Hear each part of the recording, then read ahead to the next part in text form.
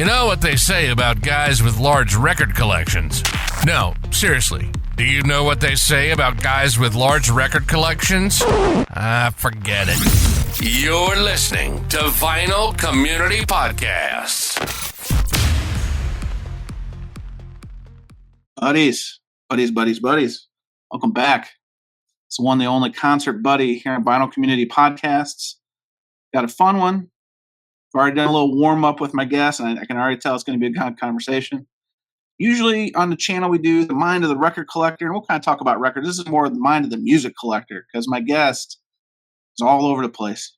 Physical media, he's on it. So my guest today is from the channel. I mean, it's not hard to find. Steve Herold. So there's no misspellings. There's no pseudonyms. Steve, how are you? Pretty good, man. Thanks for having me on here. Get ready for the lowest numbers of any episode you've ever had because I'm here. I'm here to take down channels. Hey, listen, we it's good to be the best or the worst, and then everything else is just mayonnaise, right? Speaking of finding like using my name or whatever, I know this is like stupid question, but and you're gonna be like, you really have to bring that up, but like. Was there ever, like, even just for, like, the briefest moment, 15 seconds or anything, like Concert Buddy's a good name. I give you props for that. But for just 15 seconds when you were getting ready to do this stuff, did it ever occur to you, even briefly, to go with, like, take a chance, or like some pun, no, not even for like a second. No, because here's why. Because I've only. I know it's dumb. Believe me, dude. I'm not like saying you should. Listen, that's a fair question. No, I mean I've only really done that once, maybe twice in my life. Because growing up with an unusual name, you hear it all the time. Going through adolescence, had a little chubbiness. You hear Fat Chance, Dayton, Second Chance, all this kind of stuff. So I think I was in college and I was running for like student office or something. And I did take a chance on student government. So I hated it because I was like, I know. So it makes me think of like all the film production titles. When you go to movies now and you see like 100 of them before the movie starts. And I'm like, that's exactly what I think of. It's like somebody, if that was their name, would have been like Take a Chance Productions, and there would have been like dice rolling across the screen or some shit like that, and you would roll your eyes and be like, anyways, dude, it was just something that kind of crossed my mind. And trust me, if you had, we'd spend this whole time talking about it, and all I would be doing is like, what would you think? What would you think? Good stuff. So my guest, Steve Herold, has a YouTube channel and covers a lot of different areas. We talk about vinyl community, and it's a very expansive space because Steve does collect records, but collects a lot of CDs, and his channel's got kind of all it's a poo-poo platter of stuff. You should check it out. Obviously, links in the show notes, but that's Steve, what I should have called it, the poo-poo platter. Poo-poo platter channel. That one may be taken. It may have a different connotation. Somebody's probably, yeah, exactly. All of a sudden, I'd be getting the weirdest comments like, this doesn't have anything to do with records. Right. No, we don't need that. But Steve, how would you, for the lay person or somebody new, never heard of your channel, what have you, how would you describe, your channel for someone new? Yeah, I mean, it's just, this is music that I dig, I mean, be it on a CD or be it on vinyl, I mean, it's just, I'm not somebody who, and I have no issue with people who are. I think maybe you are one of these people, but I'm not somebody who's interested in like those things like first pressing or like all that unique kind of stuff. Like I've never gone down that rabbit hole, with things. Like I'm more just about music that I like, I want to hear, just songs that, do something for me, like I'm not out there like trying to hunt down those like rare records or anything like that. So, I mean, it's basically just, these are artists or songs or albums that I like. And that's all I'm really kind of showing off on there, Nice. And when you started your channel, and we may get into it because you do have a background in actually film and recording, production, and so forth. what was the impetus or the inspiration or the motivation, if there was any, to Well, start a I channel? don't know. I don't know what year it was that I started the actual YouTube channel. It was a long time ago, but it lay dormant for a while. But I think I originally started it like early on, um, to help promote like some films we were doing and Sure. things like that. Um, but then, like I said, it kind of lay dormant, and that was back when YouTube wasn't anywhere near what it is now. Like, and then maybe a little over 10 years ago, I was getting rid of a lot of stuff that I had laying around, old like childhood things and stuff like that. And I was like, I had, I don't know, maybe like 10 VHS tapes left from like my youth, that I used to record stuff on, a lot of music videos and things like that. And I was like, time to get rid of these. I don't even have a VHS player anymore. And I don't need this anymore.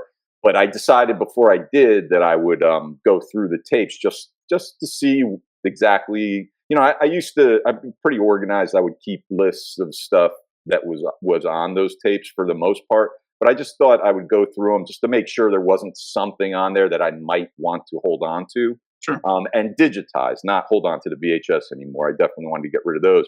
So I started going through them, and I was finding a lot of like old 80s stuff that I'd recorded, like old commercials, old talk show, like Letterman stuff and whatever. And I just was like, this was when YouTube was starting to kind of get a bit more popular and everything. And I just decided like, oh, maybe I'll digitize these and put them up on YouTube. People might be interested in watching some of this stuff. So I did that. And so for a while, that's all I was doing with the YouTube thing. I was just putting up all this old stuff that I was finding on VHS tapes that before I threw them out.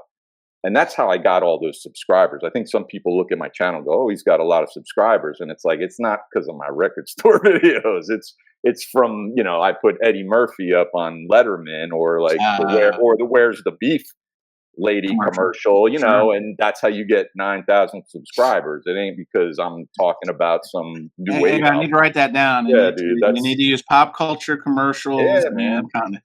But then, of course, I mean, I think anybody who subscribed to my YouTube thing because of those things, and now like all I put up are like music, my record collection, are probably like, what the hell happened to this place, But that's how it started. So it was that, and then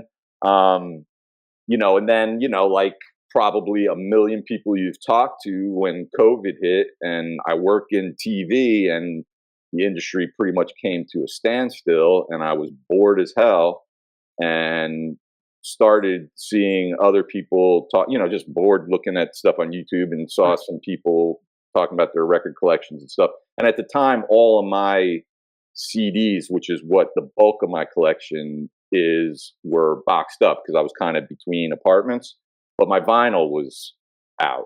And so I was like, I think I could blab away a little bit about some of these records or where I bought them and things like that. So I just decided to start doing that, and it gave me something to do, because I used to, or it's still a little bit, but I try to put a little bit of editing into them, so like makes it a little more interesting for me, instead of just hitting record and going blah, blah, blah, blah, blah, and then stopping and just throwing it up raw like that. Yep. So, it gave me something else to do, but then I just started doing that and just putting up the record, and it, just kind of, that YouTube account kind of shifted away. I mean, I was done going through my old VHS tapes, so now there was nothing else left to post. So it just kind of shifted it to like nothing but, these record store videos or record collection videos, whatever. So when it comes to like the stuff you're doing now, because that's where I found your channel, and let's call it the last 6 months, right? Or maybe somewhere in there. It's all hazy. Yeah. But one thing that I like you do on there is you do the record store visits. Was that Now, when you say it's hazy, I forgot to mention, I need you to fill out this form to let me know exactly where you found it, how you found it, what episode it was, what led you there. No, I don't give a shit. no, But sorry to interrupt. no, you're good, man. No, but like your record store visits, you kind of hit on that. Was that something you were kind of already doing anyway? And you're like, hey, I see other people doing this, or something like I can, put my unique spin on what I'm looking for, since it's a little bit different. Well, those are my favorite to do by far because Sure. I'm always on the road working. So whenever I go somewhere on the road, like before I get there, the first thing I do is look up if there are any record stores in the area Yep. and if there are any donut shops or barbecue places too. Sorry. I'll be starting Hang those. on a second. Are we related? Because this Yeah, is like no, a page man. out of my playbook here. Yep, dude. And I'll be starting those videos. Well, actually, that's what I wanted to talk to you about. I think we should start a new New channel, a deviation. barbecue places and donut shop. But so I like doing those the most. And I'd been going to record stores all over the country, the world. Sometimes I'm, outside of the country working, and so when I started the video, when I started doing those videos, like I said, it was right when COVID hit. So all the stores, like I was stuck at home. I wasn't going anywhere. The stores that were in my area were all closed down. But what happened was later that year, later in 2020, I lucked out because I thought when COVID hit and the work stopped, I thought, man, most of the people that I was friends with who work in TV and everything, we thought we were pretty much going to be out of work for who knows how long, and then they started kind of figuring out some ways to make it work, putting the crew and the cast in a bubble and stuff like that.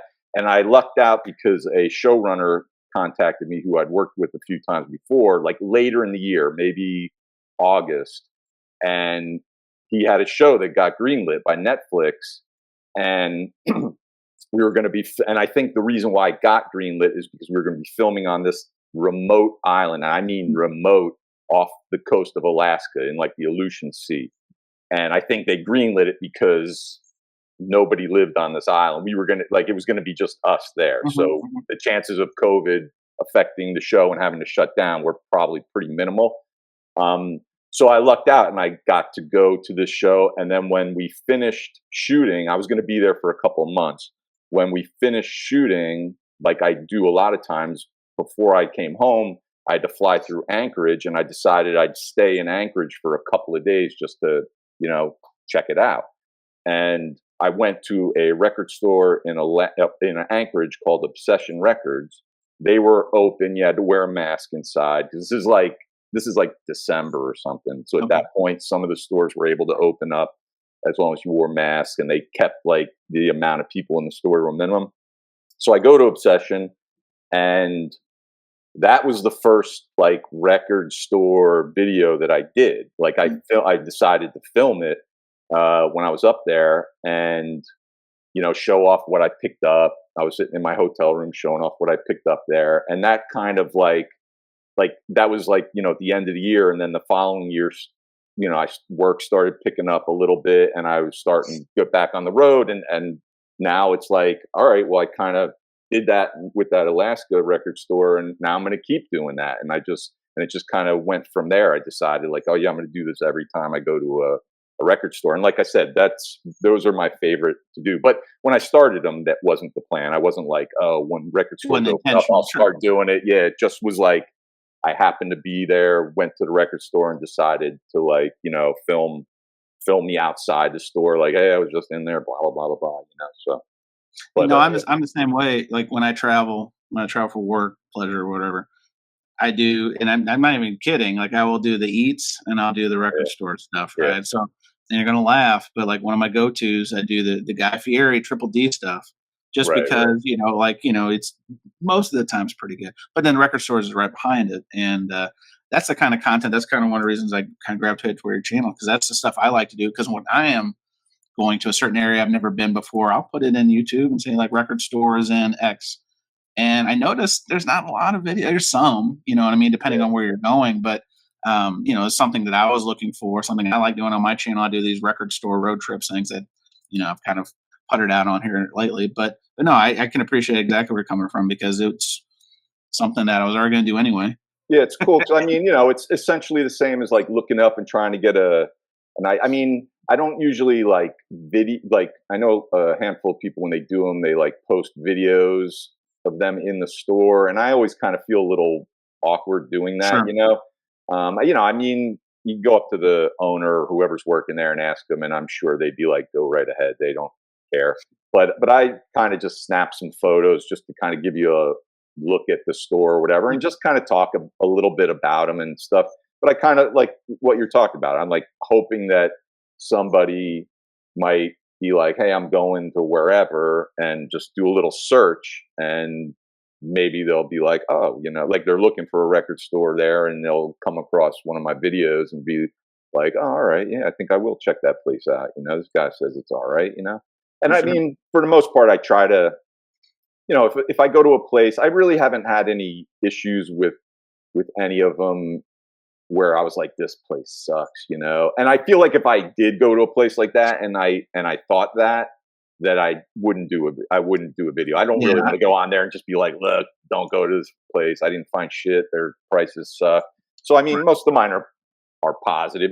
I mean, if the prices do seem a little bit high, I might, like, I went to one store, where a lot of vinyl and used CDs, and the vinyl all was kind of like priced, average, like what you would expect most places. But the used CDs were like really priced high, where I was just like, this is a little nuts. So, I might mention like, they were a little bit on the high side, but I try not to get like too negative or anything about the stores, because, trying to also, it's not like droves of people are like, hey, Steve said to, like, opening the door, like, Steve said to come to this place, and Steve said this place is great. This place sucks, but I, I'm trying to, like, help promote them in the sense that, I mean, there was a long period of time there where, record stores were few and far between, True. So like, I know I would never do it, but I know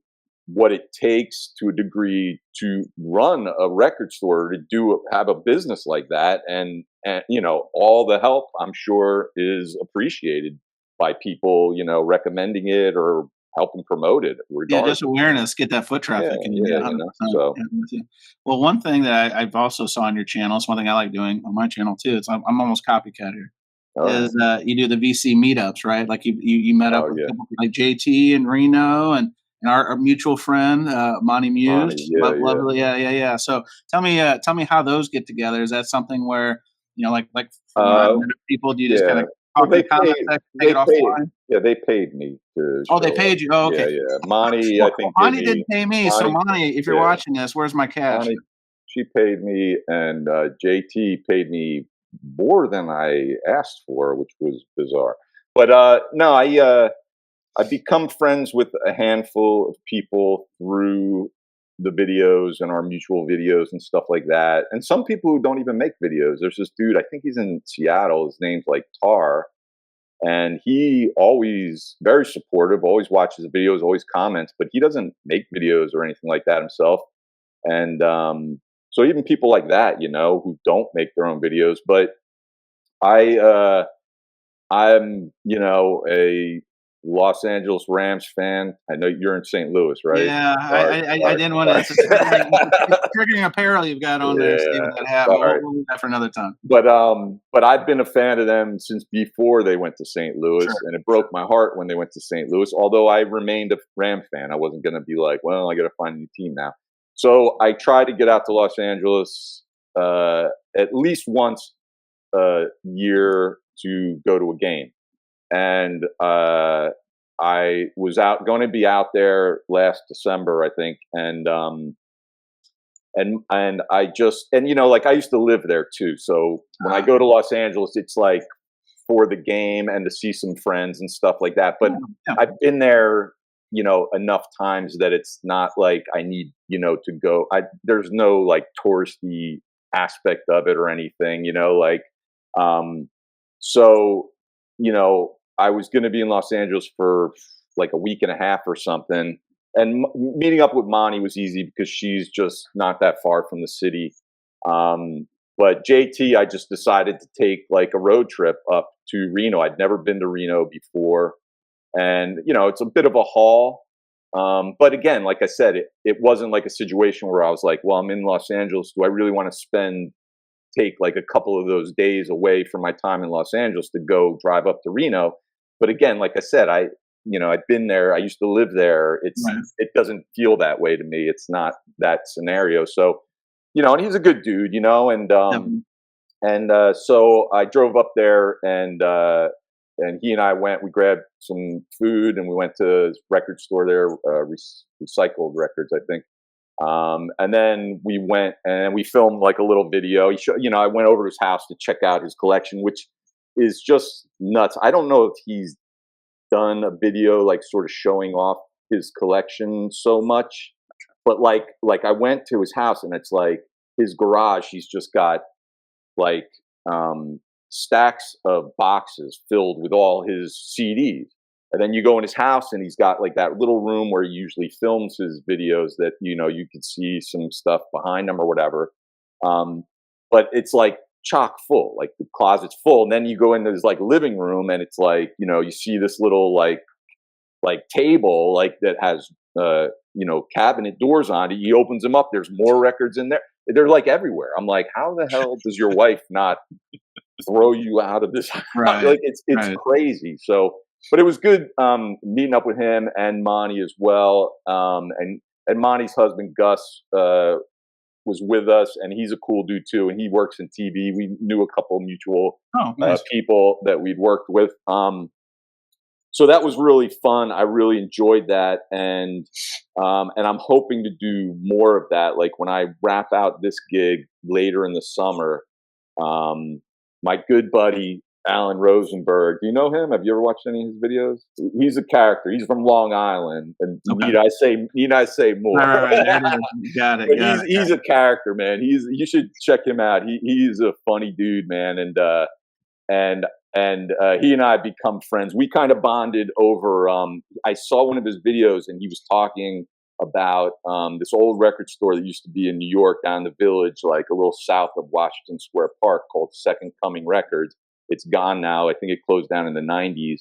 But I used to go there. That's where I used to buy all of my Van Halen, like imports and promos and bootlegs, all that kind of stuff. That was like the best place for finding that stuff.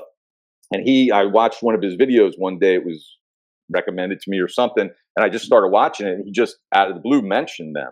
And I was like, oh, dude, Second Coming, blah, blah, blah. And it was funny because I think like a few months before that, I had decided to make a T-shirt because it's the store's long gone. You can't find a T-shirt for it anymore. But I was like, I want a T-shirt with Second Coming Records on it, and I found their logo, a good, clean, big version of their logo, cleaned it up a little bit, and I had like my own shirt printed, Second Coming Records, and we were talking about it, and we got to become friends or whatever. And I got another one printed to mail him. Because like to send them one, like if some people send records to each other and all this. Right. But I was like, dude, what size are you? And I got him the T-shirt of Second Coming Records. So me and him are like probably the only people in the world who have the Second Coming Records. But I want to try to get up there to Long Island to meet up with him. He's by a record store I've been to before. That's really good, called Looney Tunes, out in like West Babylon, New York. Or something. Yeah, I have a friend that goes there every record store day. Actually, yeah. So I hadn't been there. The last time I was there was probably I was working on a show out there, and it was probably like 2015. So I haven't been there in a long time. But it's a bit of a haul, but not too bad. But I want to get up there. I was thinking of actually turning it into like a road trip because I got some friends like in the Boston area who I haven't seen in a while and wanted to go visit them. And so I thought maybe I'd turn it into a bit of a road trip where I'd go visit Alan, and then I would hook up to like Boston area to see my friends, and then maybe pop in on Josh, JC. Oh yeah. I might pop in and visit him, and then also Mike Kelly. MGK, yeah. So I might try after I visit with my friends in Boston. I might try to do a little meetup with those guys. It's just fun because I don't know about yourself, but my group of friends, they all still listen to music. Some of them will still go to concerts and everything, but there's only like two of them that I can think of who still buy records. Like most of them don't buy records anymore.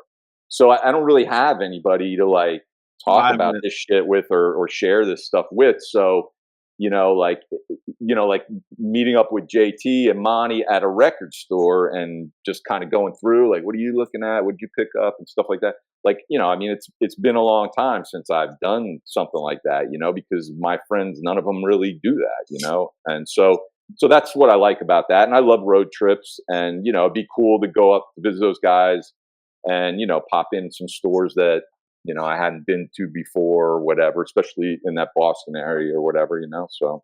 Sure, yeah, I mean, I like it. I hope to do more of that if I can. Yeah, no, that's one of my favorite things to do in the community is meeting everybody. And even like you said, people don't even have a channel. Like I always say, this vinyl community or whatever is much more expansive than people on YouTube or what have you. So yeah, I always love that kind of stuff. Yeah. Well, let's kind of pivot a little bit and talk about your actual collection, because you kind of hit on it before, like CDs are probably. I just sold it all. Breaking news! Sorry, interview over. All right, he's out of the community. I kept one Debbie Gibson CD. That's it. I'll give you my address after that. But no, I mean, you said, and you talk about it on your channel too, is your primary North Star is CDs and such. Have you? I'm assuming you've got some records. You got. Is it always been that way? Or were you one of these guys that had all vinyl and then CDs came in and you got rid of some of your vinyl and how did that all? I started with cassettes, and I had like a little tape record, like not tape recorder, but like not a boom box, but the ones that just had one speaker. Sure, yeah. And so I had that, and I got into, and I was buying cassettes originally, and then a few years after that, I got a really, what you would probably like go like, what the hell is that? Like a sound design stereo that had. Oh, I know that brand. I know exactly what you're talking about. It's funny because I just did a video because I realized this, like literally, this is 10 years since I started buying vinyl again. And because I saw a picture, like an old picture came up on Facebook of me showing the record player, like I just picked it up. Oh, sure. And when I saw the date was 10 years ago, I was like, oh shoot. And so I decided to do a video, and I kind of go into a little bit of this in the video. So I got a couple of years after that cassette player I had, I think I got it for like a gift, a sound design. It had a cassette, a record player, and a radio. And then I started buying more vinyl, and so I was buying cassettes, but I think it like shifted when I got that, and I was starting to buy more vinyl records. And then I guess Christmas '87, I think I got a CD player, and I hooked it up to that sound design stereo, the Sony CD player, and those speakers. It was probably horrible sounding, but so I got CD player, and then originally my thought process was like with the CDs, especially back then, they were like 20 something bucks. Right. I was like, I'm just buying like my favorite records or stuff like that on CD. I'm not, I had no plans on going all in. But a few years after that, it was like I was all in on CDs, and I'd still buy cassettes because that was like the portable option in your when you're driving in your car.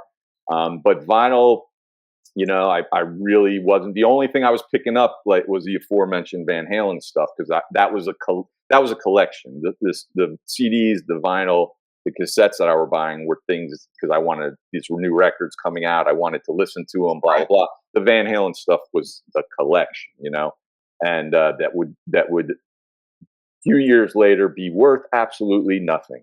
But some of it is. But it's worth something to you, Steve. It is. I know. But that's why I started selling it all. But So, I wasn't really buying vinyl anymore. I even remember like trading with my friend Kurt, some of my like vinyl, like I'll trade you my vinyl copy for your CD or your cassette version. You have that on CD or cassette, I have it on vinyl. Let's swap, So I wasn't really buying vinyl anymore into the 90s. And I was all in on CDs. And then years and years and years go by, and my uncle retired, and he had a record player. He was a bit of an audiophile, but he retired. Him and my aunt were moving to Florida to be near their daughter, and they were getting rid of a lot of stuff, and he was getting rid of his record player, and he knew I was into music and stuff, so he just contacted me out of the blue. He's like, "Hey, do you want this? I got a record player for you, and also got a chainsaw if you want." So I got a chainsaw and a record player. And so that then it was just like the CD player when I got that record player from my uncle. And I had kind of been thinking about getting back into vinyl at that time, because this is 2014. But a couple of years before that, I remember, like, I used to work in New York, and sometimes I would just go down to Virgin mega store like Union Square, and they had this was back when vinyl was starting to kind of come back into things, and they'd have a small vinyl section. I'd flip through them and I'd think about getting back into it, and then I just kind of forget about it. And the one thing that I do kick myself for, because I really thought I was going to get back into vinyl before I got the record player from my uncle, and I bought the first four Ramones albums. They were reissues. They were on color, brand new. And I really thought I was going to get a record player. So I saw a deal for all four of them, really cheap. Like now those would probably go for like $100 or probably even more than that. And I got them for like, maybe 10 or 15 bucks each or something. Okay. So I had them, and they were sitting in my apartment. And then at some point I just said, like, I'm not going to get a record player, and so I sold them. I sold them to this record store, Vintage Vinyl, that used to be in New Jersey, that's closed down. But I sold all that stuff, and then like a year later or something, my uncle calls me. He's like, "I got a record player for you if you want it." And I took it, and then I was like, "Oh, I wish I'd 1 year. I just had to hold on to those Ramones records for one more year. I could have had them, But when I got it, that was the deal. It was the same thing as CD. I was like, I'm gonna just get my favorite albums. I'm not going to start buying all this vinyl, and that went out the window pretty quick. I mean, I started buying a lot of things that I thought I was just like, I'm going to stick to like my favorite. Like I think even in that video I talk about like the first records I picked up when I got the record player from my uncle 10 years ago. I picked up an Agent Orange record, one of my favorite bands, and I picked up a record by the Ravenettes, and I really like the Ravenettes, and the album I picked up I really liked, but I wouldn't classify it as like one of my favorites of all time. So already it was like, we're going down the wrong path here, man, And so I just started buying them, and you'd find them the vinyl cheap and everything like that, and it started growing and growing, and it just got to where I was like, oh, I didn't want to do this. I didn't want to be rebuying all the CDs I have on vinyl now, you know?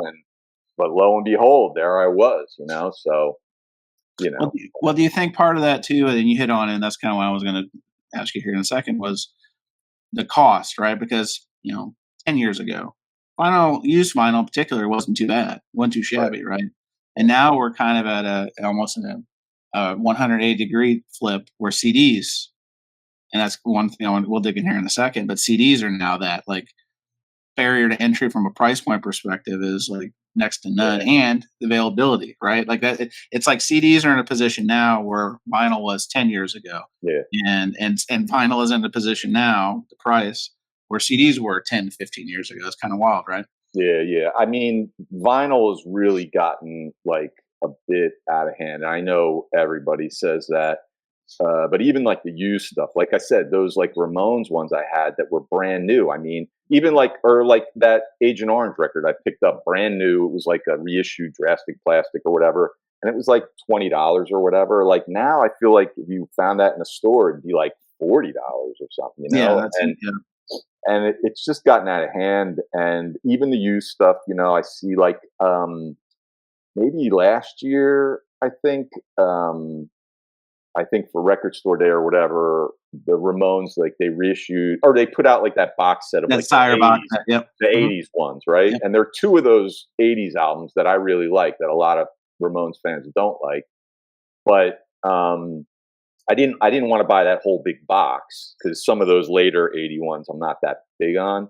But those two I wanted, and I figured, well, this box just came out, so chances are a lot of people are picking that up, and you'll start seeing those singles. They'll get rid of their old copy. Right. And I did find one of them in a store, but it was like $25 or something, old used copy of it, and I was like, damn, man, like, you thought it would be like a bit cheaper, but yeah, I mean, and CDs, yes, CDs are very cheap. Not new, but not brand new. For some reason, they're still kind of expensive. I don't know why the price point on new CDs hasn't come down over the years, but some new ones are still. I don't buy a ton of brand new CDs, but every now and then I do, and they're still like $14 or Yeah, something $14, like $18. that. Yeah, I don't really get that, but the used ones, yeah, I mean, I find used ones. I mean, the Goodwills around me the used stuff is still 99 cents. I know you go out. I was in Denver and Los Angeles. The used stuff there is a little closer to $4, but even $4 isn't that bad, But yeah, so used CDs are the prices are like a good time. Like I mentioned, my buddy Alan Rosenberg. I think he calls this like the golden age of buying CDs right now, because it is like you are able to find a lot of stuff really cheap. There still are some that are like if you come across like out of print ones or something like that can still get up there, but like the most I think I ever paid for a CD. One of my favorite records of all time is the soundtrack to the '80s movie Club Paradise, Robin Williams and Jimmy Cliff. And the soundtrack's like it's like half Jimmy Cliff and then half a bunch of other reggae artists. And I love that album. It's what got me into reggae. It's what introduced me to reggae. That album, I love it. I had it on cassette. I had it on vinyl, but the CD was only ever released in Japan, and it was always very expensive. If I'd find it on eBay or whatever, it would always be like $80 or something. And I can't imagine paying $80 for a CD or even a record, But I think one time somebody had it up on eBay a bunch of years ago, and I just was like, you know what do I have to lose? I just sent the person a message. I think they had it for sale for like $80 or something. I just said, hey, look, man, I'm not trying to insult you or anything. I know it's a rare CD and all that shit, but I was like, the most I'd be willing to spend is like $50 or something like that. And the guy was like, all right, I'll take it. And I was like, all right, cool, And so I think that's the most I ever spent on a CD. I think the most I ever spent on vinyl might be around the same price. I think last summer I bought the Replacements Incarcerated Live, and I think I spent $50 on that. But that's like a 3 LP set if you look at it from that point of view, But yeah, prices are just like just getting a little out of hand, with the But well, where are you finding most of your CDs these days? Like we touched on record stores. You did drop Goodwill. Is it do you have like a process or like a usual similar like record stores? You try to like hunt out the thrift stores in the areas that you're kind of spending some time in? Yeah, I mean, most of the stuff I find in record stores, that's the bulk of, I think, what I buy is coming from record stores. I do find stuff on like eBay. Very, very, very rarely do I buy something on Discogs. Mainly because, with eBay, if I'm buying something on eBay, I want to see the pictures of the actual the actual CD. product. I don't want like the stock image. And Discogs, that's all it is stock images. But I'll go to Goodwill's and find, they're hit or miss. I go to like other thrift stores, like JT is always talking about, like, you got to hit up other thrift stores, not just Goodwill. And I've just never really had any luck. I feel like wherever I go, the Goodwill always has a better selection than just the regular old thrift store. Like and I don't know if that's because I feel like people, when they have stuff they're getting rid of, They just go to instinctively, Goodwill. they're like, I'll go to Goodwill. and they go there. They don't go like, oh, I'll go to Jimmy's thrift store, you know, or whatever. Yeah, But right. but by the way, Jimmy's thrift store is the worst place to visit in the world. Terrible bathrooms. I've been there. I mean, the bathrooms are abysmal. Horrible. Yes. Yeah. But yeah, that's, I think the bulk of it is from that, you know. I mean, I love going to record stores. I love going through them. I did a couple of months ago, for the first time ever, I did like purge a ton of CDs. Like, Yeah, I saw that video. Yeah. yeah, I was like, I needed a little bit of space, and I'd never done that before, and I've seen other people talk about it, and I just always thought like I'd never do that. But I went through my CDs thinking like maybe I should be able to find like 10 of them, you know, to get rid of, you know, Sure. and I found like 40. And I was like, holy moly. And I gave them all like another, and there were a lot of ones where I was like, I haven't listened to this since I bought it. And I gave them all like another listen just to make sure. And there were a few that I decided to hold on to.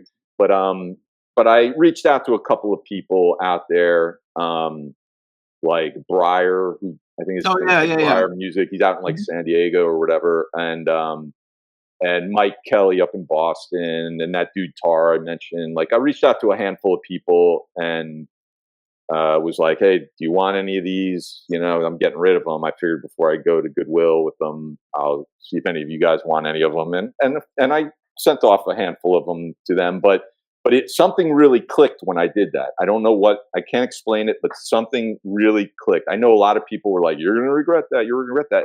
And it's been a couple of months now. I mean, I don't know when the video went up, but like I do those videos way in advance. Like right now, you know, Chance, if I die tomorrow, I know you'll be heartbroken, but the videos will live on. I have videos. I have videos. Thank you, Steve. That's all that matters. I have videos uploaded that'll take me 4 years later. You're talking about the great CD revival of 2022. Yeah. But so I do them way in advance. So like, so that video of Purge, I mean, it might have been like a month ago or whatever, but I did it like 6 months ago almost or something. But I don't regret it at all. And just something clicked where this year, I'm really kind of like, you'll be more intentional about what you have, right? Yeah, very picky. Like, even like I've been in, you know, a handful of Goodwills. Like, I came down here to work in Charleston, and there's 2 Goodwills that I've had a lot of luck in before. And when I got into town, I was like, let me go over to them. And I went in them, and, you know, they didn't have a great selection, but there were a couple, like, if it were a year ago, I would have bought them. 99 cents, whatever. It's 99 cents. I know one song, I'll grab it. And I'm not doing that anymore. I'm just kind of like, am I really like, okay, I know one song on this, but am I really going to listen to this? Do I really want this? And I'm just passing on a lot of stuff now. I'm being very, very picky about what I buy. And I mean, honestly, like, here we are, it's April, near the end of April. And you know, so far this year, I've bought 7 things, record CDs. Oh. I bought 7 things, you know, and that's it, you know. And so, like, I just, and the funny thing about it is, like I said, something just clicked where I just really kind of am easing off that stuff. But at the same time, when I did that purge and I was going through like my whole CD, it was just CDs. I thought about going through my records and doing that, and I still might. There's a couple in there that I feel like I don't need. I have the CD, but when I was going through my CDs, there were so many where I was like, oh man, like, I haven't listened to that in ages. Right. And I just found it, like, really doing that, it really kind of helped me almost like rediscover a lot of stuff in my collection that I hadn't spent time with at all. And I've been like, before I hit the road to come down here, I'd been like every day just pulling stuff off the shelf and just putting it in and listening to the album. And just like reminding myself, like, yeah, I really love this record, and I hadn't listened to it. I mean, some of them I may not have listened to in 10 years or something, you know? So I really like kind of appreciated that. And I just kind of really, something just really kind of clicked when I did that. And I'm hoping to kind of stay on track with that. Just buy things like where I know, like, this is something I really, really want, not just buying it because it's cheap and I know one song, or I know another album by this band that I like. Let me buy this or whatever. I'm just kind of just being a bit more choosy and what have you, not Yeah, feeling like I got to buy it all. I think like a lot of collectors, not just CD but vinyl. Like I've been through this too. Like you just kind of weigh, will I ever listen to this again? It's Yeah, great to have it for convenience, right. I guess, if you want to put off a shelf. But yeah, I think it's part of the process of Yeah. putting your own personal touch on your Well, and the music. thing with vinyl too, when I got back into it, is like my thought process with vinyl these days is like if it's something, because what would happen is I'd buy something on vinyl, say it's something I didn't know or knew one song, didn't know the rest of the album. Like I remember years ago buying the Jim Carroll band album, Catholic Boy, I think it's called, and I knew one song on there and bought the vinyl and really loved that album. And a lot of when a lot of the listening to music that I do is in the car driving or when I go out for walks for exercise and stuff. And so that Jim Carroll record I really loved, and I was like, damn, wish I could put this on my phone to listen to or whatever. And I don't stream, I don't do any streaming, I don't do Spotify or any of that stuff. I'm just 100% like want physical stuff, and so like I was like, I wonder if this ever came out on CD, and it did, and I was able to find a copy pretty cheap. So now it's like I bought the vinyl and I liked it, and then it made me go out and now buy the CD. Now I'm like, I got both, and I'm like, I don't need both of these, So like, with the CD, with me, it feels like because that format, I think part of my preference to it is because I can take that and I can put the songs on my phone and have them to listen to if I'm on a road trip or whatever. And with vinyl, I'm not set up to like, digitize the album or anything like that. And I don't even want to get into that and trying to clean it up and all that stuff. Right. But I think that's where I kind of stand now with vinyl is like if there's a record that it's available on vinyl and CD, but in some cases the CD, like there's a band that I really liked in the 80s, new wave band called B Movie. And their one album that I liked, you can get it on vinyl, you can get it on CD, but the CD is like expensive. It's out of print. Wounded Bird put it out. It's out of print. And, anytime somebody post it, I mean, you can find it, but it's always like 60, $70, and I'm not going to pay that. And so, but the vinyl I could find for $10. So I'm like, all right, I'll buy that. Like situations like that, I'm still open to like buying vinyl in those cases. But like, or if it's something like I said, that Replacements album, like, Yeah. it's not available on its own on CD. You have to buy a box set to get it on CD, but you can get the album by itself. So I buy the album, So situations like that, I'm kind of at it. But yeah, I mean, it was just too much, like buying doubles of everything or whatever. Sure. Oh, one question I want to ask you, since you're an avid CD hunter and collector, and I heard about this on the news a while ago, and I thought it'd be a good question, kind of get your take, because obviously a little bit older than some of the newer music consumers out there, and streaming, like you hit on. You don't do streaming. I do some streaming. Yes. Streaming seems to be the consumable de jour for the younger generation. Yeah. But it feels like that's kind of where the labels are kind of pushing to consume, right? Because there's no real ownership, whereas physical media, we actually own it. So what do you think about that? Because it seems like, I mean, obviously they're still making records, but CD sales are like you said, new CD sales slipping.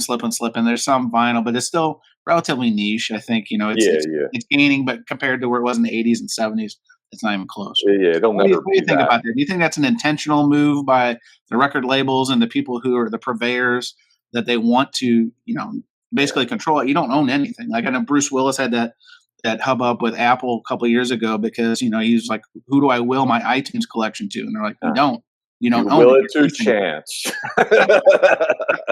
But it's true, because I hadn't really thought. I was like, oh, I've paid all this money to iTunes for these digital downloads, but I don't own them. How can I transfer them? So what do you think about that?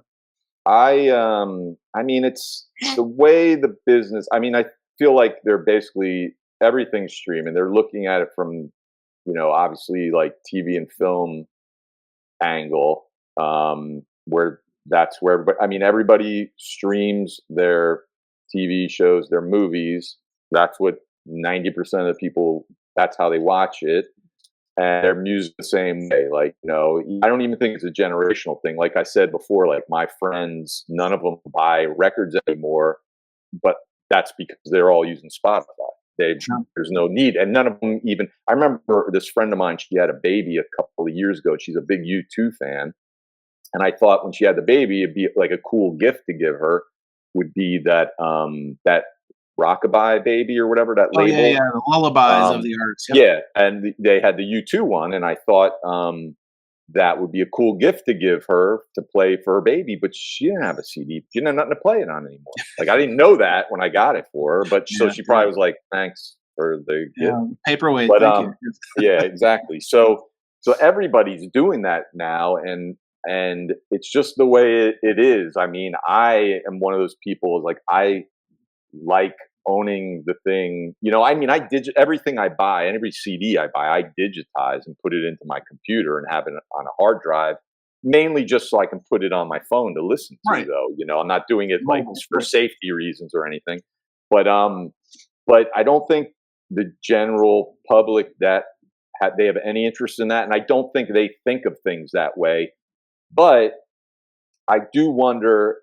I mean, it's kind of like we were just talking about before, where like CD sales are here, vinyl sales are like, they'll at the end of the year there'll be like an article like, oh, vinyl sold more than CDs for the first time in 30 years or whatever. But then if you look at the real numbers, it's like, yeah, but they didn't sell that many. It's still not anything impressive. It's not like people are flocking to record stores. They were like, we're back, or anything like that. It's not like Tower Records is like, hey, let's reopen every store. Yes. So, and I don't think it'll ever be like that. But I do wonder if I don't know, like where like the general public, the average consumer of music or film entertainment stands, or if they even think about the idea, or if it even registers with them if they're like, hey, I want to watch this movie or whatever, and they go to search for it and it's like, I can't find it anywhere. Everybody's been there. You're looking for a certain movie, and you've got to go to 15 different streaming platforms, and none of them may have the license. So then what? Yeah, it's exactly. So I wonder, but so that's the thing. I wonder. I feel like there's a very, very, very small percentage of people who are starting to, and I feel like these people probably used to buy a lot of music or physically, or buy movies like DVDs or whatever. I don't think it's like just the general public, but I feel like some of those people are starting to go like, you know what? Yes. F this. I'm going to start buying stuff again. But I think that's a small percentage. I don't think like the general I think the general public's like, it's similar to like back in the day when you would go into the video store and you're like, I want to see this movie, and you go there and it's like, oh, they're all out. I think a lot of people think of it somewhat like that. Like, I want to see this movie, like it's only available on Apple TV. I don't have Apple TV. I don't want to get it, so let's find something else to watch or whatever, And so I think it's kind of like that. I mean, it's funny, dude. Like, it just dawned on me pretty recently. I don't know. It's such a weird thing. Like, it crossed my mind. Like, a lot of these, like with movies, like I was like something I wanted to watch. Like, if it's not like, I have access to most of the streaming things. Like I have subscriptions to most of the streaming things to watch movies and stuff on. And there was some movie I wanted to watch, and it wasn't streaming anywhere. So, like, you could get it on Prime, but you had to pay for it. It wasn't available for Prime for free. And I was like, that sucks, whatever. And I didn't watch it.